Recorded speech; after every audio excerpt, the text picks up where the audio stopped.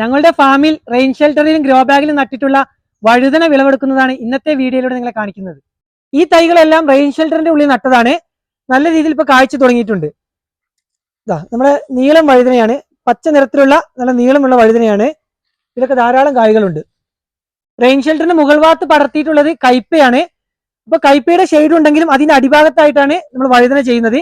വഴുതനയുടെ പ്രത്യേകത മുകളിൽ കുറച്ച് ഷെയ്ഡ് വന്നാലും അത്യാവശ്യം വലിപ്പമുള്ള മരമായി കഴിഞ്ഞാലും ധാരാളം കായ്കൾ ഉണ്ടാവും. മറ്റ് പച്ചക്കറികളൊന്നും ഇതുപോലത്തെ ഷെയ്ഡിൽ ഉണ്ടായി കിട്ടാൻ ബുദ്ധിമുട്ടാണ്. അതുകൊണ്ട് തന്നെയാണ് വഴുതന ഞങ്ങൾ റെയിൻ ഷെൽട്ടറിന്റെ അടിഭാഗത്ത് കൃഷി ചെയ്യുന്നത്. കുരങ്ങിന്റെ ശല്യം കാരണം പുറത്തൊക്കെ ധാരാളം വഴുതന ചെയ്തിരുന്നു. അപ്പം കായ്ക്കുന്ന സമയത്തൊക്കെ കുരങ്ങ് അതിന്റെ വഴുതനൊക്കെ എടുത്തു പോകുന്നതുകൊണ്ട് ഇപ്പോൾ നമ്മൾ റെയിൻ ഷെൽട്ടർ ചെയ്യുന്നതുകൊണ്ട് വഴുതനയൊക്കെ പിടിച്ചു കിട്ടുന്നുണ്ട്. പിന്നെ ഗ്രോ ബാഗ് ചെയ്യുന്നതും വീടിനോട് ചേർന്ന സ്ഥലത്താണ് വെച്ചിട്ടുള്ളത്. റെയിൻ ഷെൽട്ടറിന്റെ മറ്റൊരു സൈഡിലുള്ള ഇതുപോലെ കക്കിരിയും പടർത്തുന്നുണ്ട്. കക്കിരി പടർന്ന് കയറുന്നതേ ഉള്ളൂ. നമ്മൾ ഇതുപോലെ കമ്പ് ഉപയോഗിച്ച് നമ്മൾ മുകളിൽ കെട്ടിയ കയറിലോട്ട് ഇത് എത്താൻ വേണ്ടിയിട്ടുള്ള കമ്പ് ഇതുപോലെ വെച്ചു കൊടുത്തിട്ടുണ്ട്. അപ്പൊ ഇങ്ങനെയൊക്കെ ചെയ്താലും വള്ളികൾ മുകളിൽ ഉണ്ടായാലും താഴെ ചെയ്യാൻ പറ്റുന്ന നല്ലൊരു കൃഷി വഴുതന തന്നെയാണ്. അതുകൊണ്ട് തന്നെ ധാരാളം വഴുതനങ്ങൾ ഇതിന്റെ അടിയിൽ നട്ടുകൊടുത്തിട്ടുണ്ട്. പാകമായത് പെട്ടെന്ന് തന്നെ വിളവെടുക്കുകയാണ്. വഴുതനയുടെ ഒരു പ്രത്യേകത അധികം മൂപ്പാവുന്നതിന് മുന്നേ തന്നെ നമ്മൾ പറിച്ചെടുക്കണം. മൂപ്പായി കഴിഞ്ഞാൽ മാർക്കറ്റിലൊക്കെ ഡിമാൻഡ് കുറവാണ്. നമ്മളിങ്ങനെ നെക്കുമ്പോൾ കുറച്ച് സോഫ്റ്റ് വേണം. അധികം റഫ് ആയി കഴിഞ്ഞാൽ ആ വഴുതന മൂത്ത് പോകും. അപ്പൊ അത് പിന്നെ പഴുത്ത് വിത്താക്കാനൊക്കെ പറ്റുള്ളൂ. ഇങ്ങനെ നമ്മൾ ആ ഉപ്പേരി വെക്കാനും അല്ലെങ്കിൽ കറി വെക്കാനൊന്നും പറ്റില്ല. അതുകൊണ്ട് ഏറ്റവും സോഫ്റ്റ് ഉള്ള വഴുതന മാത്രമാണ് നമ്മൾ തെരഞ്ഞെടുത്ത് പറിക്കുന്നത്. കാഴ്ച തുടങ്ങിയാൽ വഴുതന ഇതുപോലെ ചെരിഞ്ഞു പോകും. അപ്പൊ നമ്മൾ കമ്പ് വെച്ച് ചെറിയൊരു കുത്തു കൊടുക്കുന്നത് നല്ലതായിരിക്കും. ഇതൊക്കെ നല്ല കറക്റ്റ് പാകത്തിലുള്ളതാണ് ഈ വഴുതനയൊക്കെ.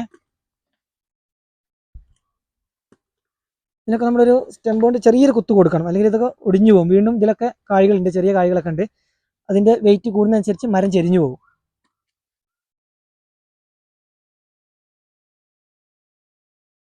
വഴുതനയ്ക്ക് ഉണ്ടാകുന്ന പ്രധാന അസുഖമാണ് ഇതുപോലെ ഇതിന്റെ എൻഡ് ഭാഗത്ത് നമ്മൾ പുതിയ പൂവൊക്കെ വരുന്നതിന്റെ പുതിയ തൂമ്പ് വരുന്ന ഭാഗത്ത് വാടുന്ന അസുഖം. എന്നാൽ ഈ നീളം വഴുതനയ്ക്ക് ആ അസുഖം കുറവാണ്. അതുകൊണ്ടാണ് ഞങ്ങൾ റെയിൻ ഷെൽട്ടറിൻ്റെ ഉള്ളിലൊക്കെ നീളം വഴുതന നട്ടിട്ടുള്ളത്. മറ്റ് നമ്മൾ ഉരുണ്ട വഴുതനയ്ക്കൊക്കെ കായ്ക്കുന്ന സമയത്ത് വരുന്ന ഒരു അസുഖമാണ് ഇതുപോലെയുള്ള തണ്ടിന്റെ എൻഡ് ഭാഗം, പുതിയ തെളിർപ്പ് വരുന്ന ഭാഗം വാടിപ്പോകുന്നത്. അങ്ങനെ ചെടി മൊത്തത്തിൽ വാടിപ്പോവാണ് ചെയ്യാറുള്ളത്. എന്നാൽ നീളം വഴുതനയ്ക്ക് അസുഖം കുറവാണ്. പിന്നെ വരുന്നത് പുഴുവിന്റെ ശല്യമാണ്. പക്ഷെ റെയിൻ ഷെൽട്ടർ ഒക്കെ ചെയ്യുന്നതുകൊണ്ട് ഇതിനുള്ളിലൊക്കെ നല്ല ചൂട് നിൽക്കുന്നതുകൊണ്ടായിരിക്കണം പുഴുക്കേടും പുഴുവിന്റെ ശല്യമൊക്കെ റെയിൻ ഷെൽട്ടറിന്റെ ഉള്ളിൽ കുറവാണ്.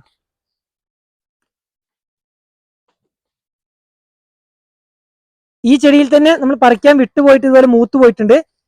ഇത് നമ്മൾ പശുക്കൾക്ക് മറ്റൊക്കെ അരിഞ്ഞിട്ട് കൊടുക്കും, അല്ലെങ്കിൽ വിത്തിന്റെ ആവശ്യത്തിന് നമ്മൾ വേണമെങ്കിൽ ഇത് ഉണക്കിയെടുത്ത് നല്ല വിത്ത് കിട്ടും. ഞങ്ങൾക്ക് ഇതിന് കുറെ തൈകൾ ഉള്ളതുകൊണ്ട് ഇങ്ങനെ ഡാമേജ് വരുന്നതും അതുപോലെ തന്നെ പഴുത്ത് കഴിഞ്ഞതൊക്കെ ഞങ്ങൾക്ക് പശുക്കൾക്കൊക്കെ തീറ്റയായിട്ട് കൊടുക്കാറാണ് ചെയ്യാറുള്ളത്. വിത്തിന് നമ്മൾ ഓരോ സമയം പുതിയ തൈകൾ വാങ്ങിക്കുന്നതുകൊണ്ട് നമ്മൾ വിത്തിന് ഉപയോഗിക്കുന്നില്ല. എന്നാലും ആവശ്യക്കാരൊക്കെ ചോദിച്ചാൽ നമ്മൾ ഇതുപോലെയുള്ള പഴുത്തത് കൊടുത്താൽ അവർക്ക് ഇത് ഉണക്കിയിട്ട് വിത്താക്കി എടുക്കാവുന്നതാണ്. വഴുതന ചെയ്യുമ്പോഴൊക്കെ നമ്മൾ ഏറ്റവും ഹൈബ്രിഡ് ചെയ്യണം. എന്നാൽ മാത്രമേ നല്ല വൃത്തിയുള്ളതും ക്വാളിറ്റി ഉള്ളതുമായിട്ടുള്ള വഴുതന നമുക്ക് കിട്ടുകയുള്ളൂ. അത്യാവശ്യം തൂക്കവും കിട്ടും. അപ്പോൾ വഴുതനയുടെ തൈകളൊക്കെ വിത്ത് ഇട്ട് നടുന്നതിനെക്കാട്ടി ഏറ്റവും നല്ലത് ഓരോ സമയം ഹൈബ്രിഡ് തൈകൾ നമ്മൾ വാങ്ങിക്കുകയാണ് ഞങ്ങളുടെ ഫാമിലൊക്കെ ചെയ്തു വരുന്നത്. ഒരു 3 തവണയോളം ഈ ചെടികളിൽ നിന്നൊക്കെ വിളവെടുത്തിട്ടുണ്ട്. ഇനി അത്യാവശ്യം പുതിയതൊക്കെ ഉണ്ടാവുന്നുണ്ട്. ഇനി കുറച്ച് കഴിഞ്ഞാൽ ഇതിന്റെ കായ്കളൊക്കെ ഉണ്ടാവുന്ന നിൽക്കും. ആ സമയത്ത് നമ്മൾ ചെയ്യുന്നത് ഇതിന്റെ കമ്പുകളൊക്കെ ഒന്ന് നമ്മൾ പ്രൂൺ ചെയ്ത് കൊടുക്കും. ഇതുപോലെ ഇങ്ങനെ തൂങ്ങി നിൽക്കുന്ന കമ്പുകളൊക്കെ നമ്മളൊന്ന് പ്രൂൺ ചെയ്ത് കൊടുത്താൽ വീണ്ടും അതുപോലെ തന്നെ പുതിയ തെളിർപ്പുണ്ടായിട്ട് നല്ല രീതിയിൽ വീണ്ടും വഴുതന കാഴ്ച തുടങ്ങും. അങ്ങനെ പ്രൂൺ ചെയ്യുന്ന സമയത്ത് നമ്മൾ എന്ത് ചെയ്യും, ബയോഗ്യാസിന്റെ സ്ലറിയും അതുപോലെ തന്നെ ചാണകപ്പൊടിയൊക്കെ ഇട്ട് കൊടുത്താൽ ഒന്നുകൂടെ പുതിയ തളിർപ്പ് വരും. അങ്ങനെ തളിർപ്പ് വന്ന് ഒരാഴ്ചയ്ക്ക് ശേഷം വീണ്ടും നല്ല രീതിയിൽ തന്നെ വഴുതന കാഴ്ച തുടങ്ങും.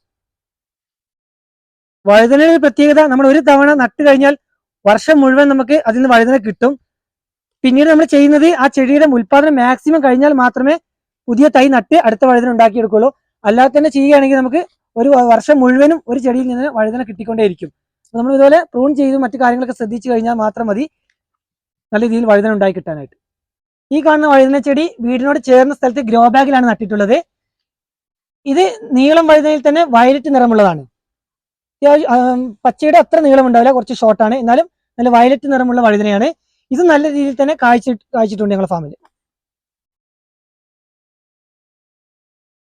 മൂപ്പായി കഴിഞ്ഞാൽ വയലറ്റ് കുറച്ച് കുറയും, ലൈറ്റ് ആയിട്ടൊരു വൈറ്റ് ഷെയ്ഡും കൂടെ കയറി വരും. ഗ്രോ ബാഗിൽ നട്ടതിന്റെ ഫസ്റ്റ് വിളവെടുപ്പാണ്. ഇതിലൊക്കെ ധാരാളം ഇപ്പൊ പൂക്കള് പുതുതായിട്ട് പുതിയ കായ്ക്കാനായിട്ട് ധാരാളം പൂക്കൾ ഇട്ടിട്ടുണ്ട്. ഈ ഗ്രോ ബാഗിൽ നട്ടതൊക്കെ ബിയമോളാണ്. അവള് ക്യാരറ്റിന്റെ തൈകൾ നടുന്ന സമയത്താണ് ഇതിൽ വഴുതനയുടെ തൈകൾ നട്ടത്. ഇതൊക്കെ നല്ല രീതിയിൽ തന്നെ കായ്ച്ചു തുടങ്ങിയിട്ടുണ്ട്. ഒരു 4 കിലോയ്ക്ക് അടുത്ത് വഴുതനയാണ് ഇന്ന് വിളവെടുത്തിട്ടുള്ളത്. 2 ദിവസമൊക്കെ കൂടുമ്പോൾ ഞങ്ങളുടെ ഫാമിൽ ഇതുപോലെ തന്നെ 4 കിലോ വെച്ച് വഴുതന വിളവെടുക്കാനുണ്ടാകും. വഴുതനയുടെ ഒരു പ്രത്യേകത, കൂടുതലായി കഴിഞ്ഞാൽ ആവശ്യക്കാർ കുറവാണ്. അതായത് കൂടുതലായി കഴിഞ്ഞാൽ ഡിമാൻഡ് കുറയും. അപ്പൊ എപ്പോഴും ഒരു 4 കിലോ 5 കിലോ ഒക്കെ വിൽക്കാനുണ്ടെങ്കിൽ പെട്ടെന്ന് തന്നെ അത് വിറ്റ് പോകുന്നുണ്ട്. ഇത്രയും വഴുതനകളാണ് ഇന്ന് പറിച്ചെടുത്തിട്ടുള്ളത്. ഞങ്ങളുടെ ഫാമിൽ മറ്റ് പച്ചക്കറികൾ വാങ്ങിക്കുന്നതിൽ കൂടെ തന്നെ ആളുകൾ വന്ന് വഴുതനയും വാങ്ങിച്ചു പോകുന്നുണ്ട്. 1 കിലോയ്ക്ക് 30 രൂപയ്ക്കാണ് വഴുതന ഞങ്ങൾ വിൽക്കുന്നത്.